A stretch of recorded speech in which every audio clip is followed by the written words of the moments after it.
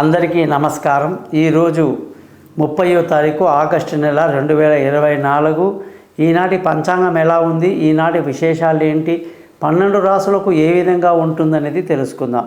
ఈరోజు శ్రీ క్రోధీనామ సంవత్సరం, దక్షిణాయనం, వర్ష ఋతువు, శ్రావణ మాసం, బహుళపక్షం, ద్వాదశి తిథి, పునర్వసు నక్షత్రంతో కూడిన శుక్రవారం. ఎంత గొప్పదంటేనండి, అందరూ అనుకుంటారు ఏకాదశి తర్వాత వచ్చే ద్వాదశి మామూలుగా ఉండదండి. అది ద్వాదశి అనేది మిగులు అన్నమాట. ఏకాదశి ఫలమంతా కూడా ద్వాదశిలోనే ఉంది.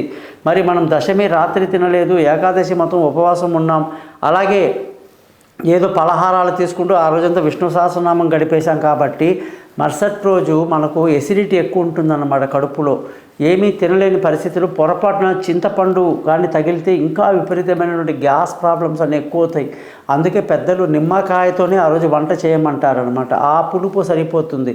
ఆ విధంగా ద్వాదశి భోజనాలు అంటారండి. ఈరోజు ద్వాదశి భోజనాలు చేసిన తర్వాత మీరు బయటికి వెళ్తే అన్ని కార్యాల్లో మీకు విజయం లభిస్తుంది.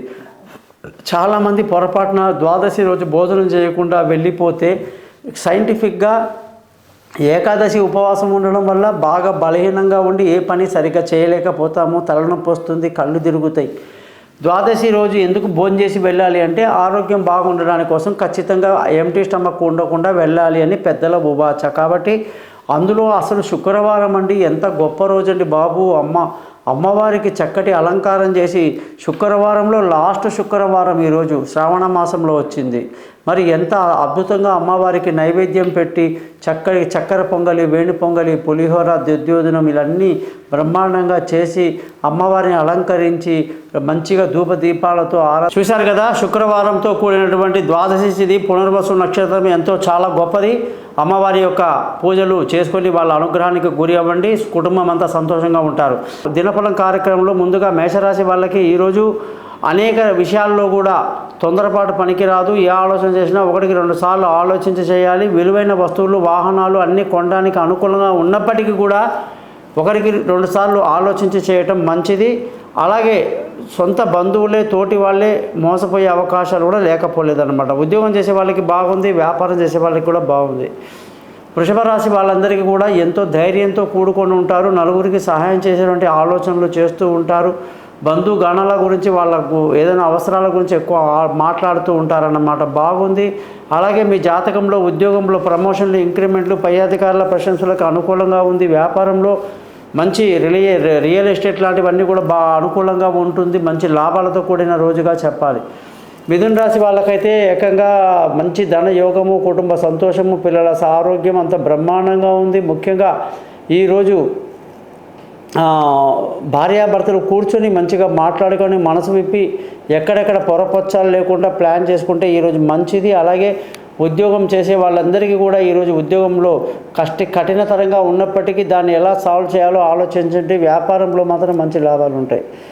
కర్కాటక రాశి వాళ్ళందరికీ కూడా ఈరోజు చాలా మంచి రోజు, సానుకూలంగా ఉంది. మంచి ఆలోచనలతో ఈరోజు ముందుకు వెళ్తారు. తెలివైన నిర్ణయాలు తీసుకుంటూ ముందుకు వెళ్తారు. కర్కాటక రాశి వాళ్ళందరూ కూడా ఉద్యోగంలో అసలు ఏమిటి సమస్య, ఎలాగా కొత్త విషయాల్లో ఆలోచనలు, అలాగే సానుకూలంగా ఎలా ఉందో ఆలోచించుకొని ముందుకు వెళ్తే మంచిది. వ్యాపారం చేసే వాళ్ళకి నష్టాల నుంచి ఎలా బయటపడాలనేది ఆలోచించుకుంటే ఈరోజు మంచిదన్నమాట. అలాగే సింహరాశి వాళ్ళందరికీ కూడా ఈరోజు చాలా అనుకూలమైన రోజు, చాలా సంతోషకరంగా ఉంటారు, ఆనందంగా ఉంటారు. ఈరోజు మీరు ఆదిత్య హృదయం, సూర్యాష్టకం బాగా చదవండి, మీకు మేలు కలుగుతుంది. ముఖ్యంగా భార్యాభర్తల మధ్య చక్కటి సయోధ్య కలిగి సంతోషంగా, ఆనందంగా ఉంటారు. పార్ట్నర్షిప్ కలిసి వస్తుంది. ఉద్యోగం చేసే వాళ్ళందరికీ చాలా మంచి పేరు ప్రఖ్యాతులు సంపాదించుకుంటారు. అలాగే వ్యాపారం చేసుకునే వాళ్ళందరికీ కూడా నష్టాలు తీవ్రంగా ఉండే అవకాశాలు కనిపిస్తున్నాయి. కన్యారాశి వాళ్ళందరికీ కూడా ఈరోజు చాలా మంచి రోజు, శుభదాయకంగా ఉంది. అన్ని విందులు, వినోదాల్లో పాల్గొంటారు, ఆనందంగా గడుపుతారు. రావాల్సిన డబ్బు సకాలంలో చేతికి అందుతుంది. కుటుంబంలో సంతోషం ఉంటుంది. భార్యాభర్తలు చాలా బాగుంటారు. ఉద్యోగం చేసే వాళ్ళకి మంచి శుభ ఫలితాలు ఉన్నాయి. వ్యాపారం చేసే వాళ్ళకు కూడా మంచి లాభాలు కనిపిస్తుంది. తులారాశి వాళ్ళని గమనిస్తే ఈరోజు తులారాశి వాళ్ళందరికీ పదవి, ప్రమోషన్లు, ఇంక్రిమెంట్లు, పై అధికారుల ప్రశంసలు, మంచి పేరు ప్రఖ్యాతులు, తెలివితేటలు బ్రహ్మాండంగా ప్రదర్శిస్తారు. అనేక అంశాల్లో చాలా బాగుండి భార్యాభర్తల మధ్య చక్కటి సయోధ్య కలిగి ఉండడం, పిల్లల చదువులు, వాళ్ళ విదేశీయానాల గురించి ఆలోచించటం, సొంత ఇల్లు, వాహనాలు, విలువైన వస్తువులు కొనడానికి అనుకూలంగా ఎంతో మంచి రోజుగా ఈ యొక్క తులారాశి వాళ్ళకి చెప్పవచ్చు.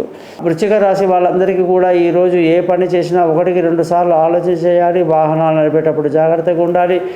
ఈరోజు అదృష్టం అయితే చాలా బాగుంది. అనుకున్న పనులు తప్పకుండా పెద్దవాళ్ళ సహకారంతో పూర్తి చేయడం అంతా చాలా బాగా కనిపిస్తూ ఉంది. అయితే ఉద్యోగం చేసే వాళ్ళకైతే చాలా మంచి కీర్తి ప్రతిష్టలు పెంచే రోజుగా చెప్పాలి. వ్యాపారం చేసే వాళ్ళకైతే ఈరోజు మంచి లాభదాయకమైన రోజుగా చెప్పాలి. ధనుసు రాశి వాళ్ళని గమనిస్తే ఈరోజు ధనుసు రాశి వాళ్ళకి ఎంతో మంచి రోజు, చక్కటి ఆరోగ్యాన్ని కలిగి ఉంటారు. అలాగే ఏ పని చేసినా 1-2 బాగా ఆలోచించి చేయాల్సిన పరిస్థితి మీకు ఇప్పుడు కనిపిస్తూ ఉందన్నమాట. అలాగే ధన ఆదాయం అనేక రకాలుగా కనిపిస్తూ ఉంటుంది. ఉద్యోగంలో కూడా మంచి పేరు ప్రఖ్యాతులు అన్నీ కూడా సంపాదించాలంటే మీరు బాగా కష్టపడాల్సి ఉంటుంది. వ్యాపారంలో మాత్రం బ్రహ్మాండమైన లాభాలతో ఈ రోజంతా బాగా ఎంజాయ్ చేస్తారు.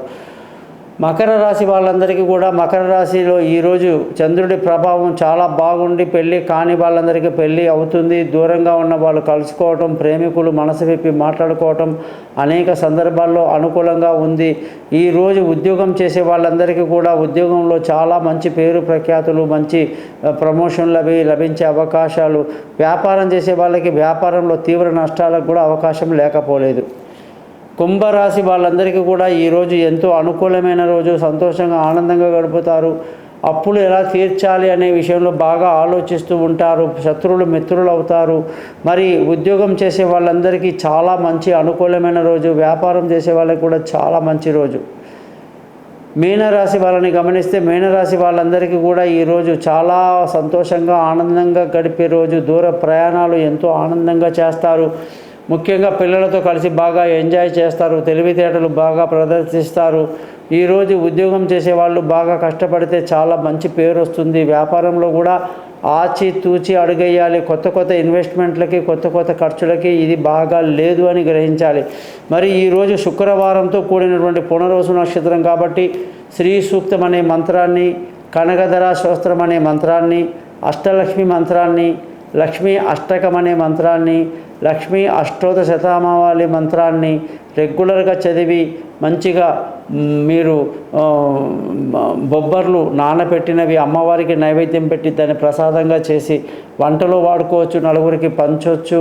అలాగే లక్ష్మీ అమ్మవారి కృపకు మీరు పాత్రలు కావాలంటే శుక్రవారం రోజు ఉదయం దీపం పెట్టినప్పుడు అది మధ్యాహ్నం కొండ ఎక్కకుండా దాంట్లో నెయ్యి కానీ నూనె కానీ మీరు పోస్తూ ఉండాలి. ఈవినింగ్ కూడా మళ్ళీ దీపారాధన చేయడం వల్ల మీకు లక్ష్మి స్థిరంగా మీ ఇంట్లో ఉంటుంది.